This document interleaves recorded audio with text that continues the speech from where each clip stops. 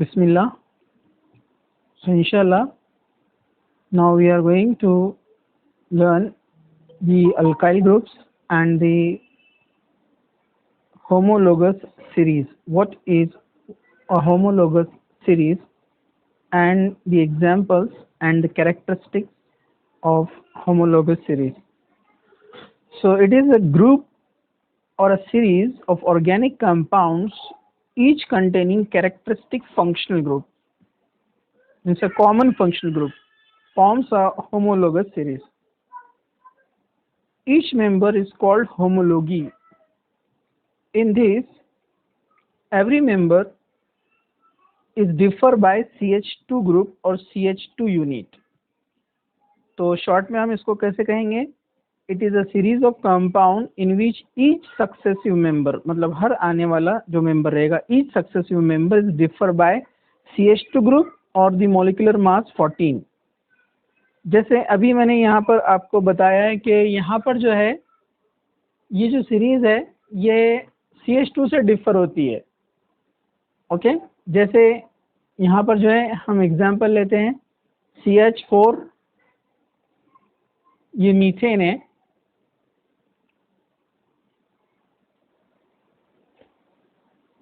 और दूसरा इसका एक सक्सेसिव मेंबर लेते हैं अल्केन फैमिली का C2H6, जो कि कौन होता है? ईथेन. नाउ सी, ये दोनों का डिफरेंस हम निकालते हैं. 2 में से 1, ये 2 माइनस 1, तो कार्बन बचेगा 1. इधर 6 में से 4 माइनस किया तो बनेगा 2 hydrogen. So this is the difference of CH2 unit. Carbon का मास 12 होता है, 2 हाइड्रोजन का मास 2 मतलब 14. तो 14 बाय मास इसमें डिफरेंस आता है या CH2 का डिफरेंस रहेगा. मैं इसको एक्सपांड करके लिखता हूँ. जैसे एग्जांपल यहाँ पर मैं ईथेन को ऐसे लिखता हूँ, ये है ईथेन. ओके, अब हम प्रोपेन इसका सक्सेसिव मेंबर यानी नेक्स्ट मेंबर लेते हैं CH3, CH2, CH3. This one is propane. Now see the difference of CH2. दोनों में डिफरेंस क्या है? CH2 का है. तो they are called homology of each other. So it is a series of compound in which each successive member is differ by CH2 unit. Methane और propane को अगर आपने कंपेयर किया तो CH2 का डिफरेंस नहीं आएगा, इसलिए इनको होमोलोगस नहीं कहेंगे. But they are the member of homologous series, लेकिन वो एक दूसरे के होमोलॉजी नहीं है. ठीक है, I think you got it. अब हम आगे बढ़ते हैं. आप जैसे जैसे एग्जाम्पल्स देखेंगे सभी में CH2 का डिफरेंस आता है. जैसे अगर आप मीथेन और इथेन का डिफरेंस देखेंगे तो CH2 का होता है, दोनों में ये डिफरेंस है. वैसे ही अगर आप ईथेन और प्रोपेन का देखेंगे तो CH2 का डिफरेंस आपको मिलेगा. प्रोपेन और ब्यूटेन का देखेंगे तो CH2 का डिफरेंस आपको मिलेगा. ओके, तो ये कोई भी सीरीज जो होती है कंपाउंड की, सेम कंपाउंड की, उसमें CH2 का डिफरेंस जहाँ पर आता है उसको कहा जाता है homology, and this series is called homologous series. जैसे हम अल्केन फैमिली अगर ले लिया, methane, ethane, propane, butane, pentane, hexane, ये सब एक दूसरे के होमोलोगस हैं. वैसे अल्कीन फैमिली लिया तो ईथीन, प्रोपीन, ब्यूटीन, ऐसे अदर फंक्शनल ग्रुप में भी होमोलोगस रहेंगे. ओके, हम इसमें साथ साथ देखते जाते हैं अल्काइल ग्रुप्स. अल्काइल ग्रुप्स कैसे बनते हैं? जैसे यहाँ पर नेम्स दिया है, देखिए अल्काइल ग्रुप्स के, these are the alkyl groups. So what are alkyl groups? In which one hydrogen is less than the alkane. Alkane का जनरल रिप्रेजेंटेशन होता है RH. ये अल्केन का रिप्रेजेंटेशन है RH. इसमें से एक हाइड्रोजन माइनस कर दिया तो क्या बन जाएगा? R-, मतलब हाइड्रोजन चला गया. अब उसके प्लेस पे कोई दूसरा ग्रुप आएगा, जो फंक्शनल ग्रुप हम पढ़ रहे थे वो भी आ सकता है. ठीक है, तो when one hydrogen is less then alkane is called alkyl group. इसको रेफर किया जाता है अल्काइल ग्रुप.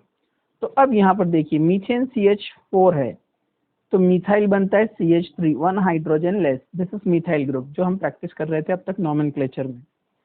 ईथेन होता है C2H6 जो यहाँ पर बना हुआ है, तो यहाँ पर ये बनेगा C2H5 यानी इथाइल. वैसे यहाँ पर ये देखिए ये प्रोपेन है तो इसको शॉर्ट में लिखते हैं हम C3H8. ये क्या बनेगा? C3H7 propyl group. वैसे C4H10 क्या होता है? ब्यूटेन. तो C4H9 क्या होगा? ब्यूटाइल। वैसे C5H12 क्या होता है? This one pentane. तो C5H11 क्या होगा? पेंटाइल। पेंटाइल का एक नेम है अमाइल, दोनों सेम है, अमाइल और पेंटाइल। ऐसे आगे बढ़ते जाएंगे, लेकिन अभी यहाँ पर इसमें भी और पॉसिबल है अल्काइल ग्रुप्स में, जो मैंने लास्ट टाइम आपको बताया था, तो वो नेक्स्ट पेज पे मैं आपको बताता हूँ, ठीक है। तो हम अल्काइल फैमिली के बारे में देख रहे थे यहाँ पर, उसको हम आगे कंटिन्यू और करेंगे, लेकिन अभी यहाँ पर हम देखते हैं फिर से homologous series of alcohol. CH3OH, ये मीथेनॉल है और ये इथेनॉल है। अगेन आप देखेंगे अगर इसमें से CH2 निकाल दें तो ये भी मिथाइल अल्कोहल बन जाएगा ऊपर की तरह, यानी मीथेनॉल बन जाएगा। अगर ये CH2 माइनस किया तो मतलब मीथेनॉल और इथेनॉल क्या हो गए? होमोलोगस।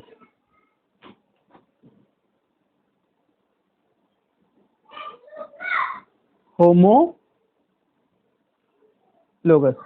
वैसे यहाँ पर आप देखेंगे तो इथेनॉल एंड प्रोपेनॉल को, अगेन ये CH2 निकाल दो तो इथेनॉल बन जाएगा, मतलब ये दोनों एक दूसरे क्या हो गए? होमोलोगस।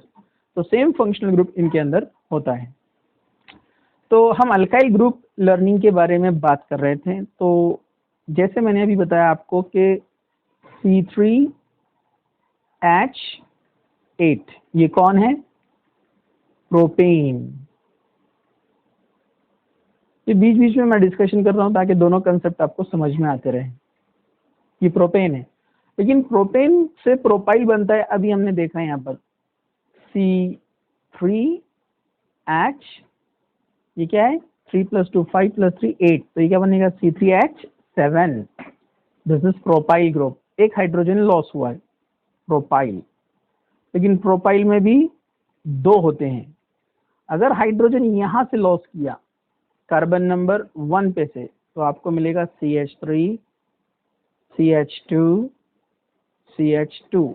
इसको कहा जाता है N प्रोपाइल, यानी नॉर्मल प्रोपाइल। ओके। वैसे अगर हाइड्रोजन 2 नंबर पे से लॉस किया तो आप इसको क्या कहेंगे? आइसोप्रोपाइल या सेकेंडरी प्रोपाइल। सेकेंडरी कार्बन, जो कार्बन को डायरेक्टली 2 कार्बन लगे रहते हैं, उसको सेकेंडरी कहते हैं। This is secondary carbon. तो आप इसको कहेंगे आइसोप्रोपाइल, या फिर आप इसको बोलेंगे सेकेंडरी प्रोपाइल। तो प्रोपेन एक ही होता है, लेकिन उसके अल्काइल बन सकते हैं 2। एक ये वाला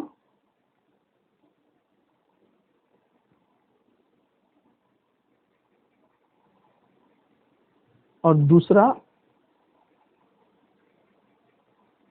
this one, n propyl and isopropyl. अब हम आगे बढ़ते हैं, ये कैरेक्टरिस्टिक में हम बाद में आते हैं। अभी हम आगे लेते हैं कि अगर ब्यूटाइल रहेगा तो क्या होगा। तो ब्यूटाइल, जैसे ब्यूटेन क्या होता है? C4H10, ये हमने लर्न किया। C4H10 कौन होता है? ब्यूटेन। तो ब्यूटाइल क्या बनेगा? C4H9, 1 hydrogen less than alkane, तो इसको आप कहेंगे ब्यूटाइल। अब ब्यूटेन में ऑलरेडी 2 आइसोमर्स होते हैं। आइसोमरिज्म आगे और डिटेल में हम देखने वाले हैं, पहले हो चुका है वैसे, ठीक है। अब ब्यूटेन में ऑलरेडी 2 होते हैं, एक होता है CH3, CH2, CH2, CH3, ये होता है N ब्यूटेन। अभी ब्यूटाइल नहीं बनाया है, अभी सिर्फ अल्केन बनाया है इसका, N ब्यूटेन। दूसरा, अगर ये CH3 को इधर शिफ्ट कर दे तो उसका और एक आइसोमर नेचर में प्रेजेंट होता है, CH3, CH, CH3, CH2, iso butane. अब इसके बनते हैं 2 अल्काइल ग्रुप, इसके बनते हैं 2 अल्काइल ग्रुप, तो ऐसे टोटल कितने अल्काइल हो गए इसके? 4 अल्काइल ग्रुप। सी, अगर हम नंबरिंग इसको ऐसे देते हैं तो एक हाइड्रोजन यहां से निकाला कार्बन नंबर 1 से, तो क्या बनेगा? CH3, CH2, CH2, CH2, N butyl. जैसे N प्रोपाइल बना था वैसे N ब्यूटाइल। अगर हाइड्रोजन यहां से जाता है तो CH3, CH2, CH, CH3। इसको कहते हैं सेकेंडरी ब्यूटाइल। इसको सेकेंडरी क्यों बोल रहे हैं कि जहां से हाइड्रोजन लॉस हुआ है वो कार्बन का नेचर सेकेंडरी है। सेकेंडरी को 2 डिग्री से बताते हैं। सेकेंडरी मतलब जो कार्बन डायरेक्टली 2 कार्बन से कनेक्ट होता है उसको सेकेंडरी कहते हैं, इसलिए इसका नाम है सेकेंडरी ब्यूटाइल। अब यहां से नहीं निकालेंगे हम, क्योंकि ये और ये क्या हो गया सेम। यहां से भी नहीं निकालेंगे क्योंकि ये और ये क्या हो गया है सेम। अब यहां पर दूसरे स्ट्रक्चर को नंबरिंग देते हैं। अगर कार्बन नंबर 1 से हम हाइड्रोजन निकालते हैं तो बनेगा ऐसे CH3 CH CH3 CH2, यहां से हाइड्रोजन निकाला है। इसका नाम है आइसोब्यूटाइल। आइसो क्यों कह रहे हैं हम, इससे पहले हम देख चुके हैं जब मिथाइल ब्रांच आता है तो आइसो कहा जाता है, इसलिए आइसो। ब्यूटाइल क्यों, क्योंकि एक हाइड्रोजन लेस हो गया ब्यूटेन से, इसलिए आइसो ब्यूटाइल। दूसरी पॉसिबिलिटी हाइड्रोजन यहां से जाएगा 2 नंबर से CH3 CH3 CH3, सेकंड पे से हाइड्रोजन चला गया, कोई और ग्रुप आएगा। Now this is called tertiary butyl, जिसको शॉर्ट में लिखते हैं टर्ट, टर्शियरी ब्यूटाइल। क्योंकि कार्बन का नेचर टर्शियरी है, इसको 3 डिग्री से शो करते हैं। टर्शियरी क्या होता है carbon which is directly connected with 3 other carbon atoms. जो 3 कार्बन एटम से कनेक्ट होता है उसको टर्शियरी कहते हैं, इसलिए टर्शियरी। ब्यूटाइल क्यों, क्योंकि ब्यूटेन का एक हाइड्रोजन लॉस हुआ इसलिए बन गया ब्यूटाइल, टर्शियरी ब्यूटाइल। तो इसके 4 बने हैं यहाँ पर, ये आपको ध्यान रखना है। N butyl, secondary butyl, isobutyl. Isobutyl और सेकेंडरी ब्यूटाइल का डिफरेंस याद रखना है, ठीक है। And tertiary butyl. 3 कार्बन में सेकेंडरी और आइसो सेम था, आपने देखा होगा, तो वो एक्सेप्शनल है, उसको वैसे ही याद रखना है। चलिए अब वापस आते हैं हम characteristic of the homologous series. So first point है the members of series have the same functional group. Functional group same होता है, जैसे आपने देखा मिथाइल अल्कोहल में भी OH ग्रुप है और इथाइल अल्कोहल में भी OH ग्रुप है। दोनों होमोलोगस है लेकिन फंक्शनल ग्रुप दोनों में OH same. The consecutive members of homologous series differ each other in their composition by CH2। ये हम डिटेल देख चुके हैं कि CH2 का डिफरेंस आता है। जैसे ये एग्जांपल अल्कोहल का देखें, मिथाइल अल्कोहल, CH2 का डिफरेंस और इसका CH2 का difference. Third, members of homologous series can be represented by the general formula. जो सीरीज होती है उनका फॉर्मूला सेम होता है। जैसे ऑल अल्केन्स, सभी अल्केन्स का फॉर्मूला क्या है, ऑल अल्केन्स CnH2n+2, सभी का सेम है।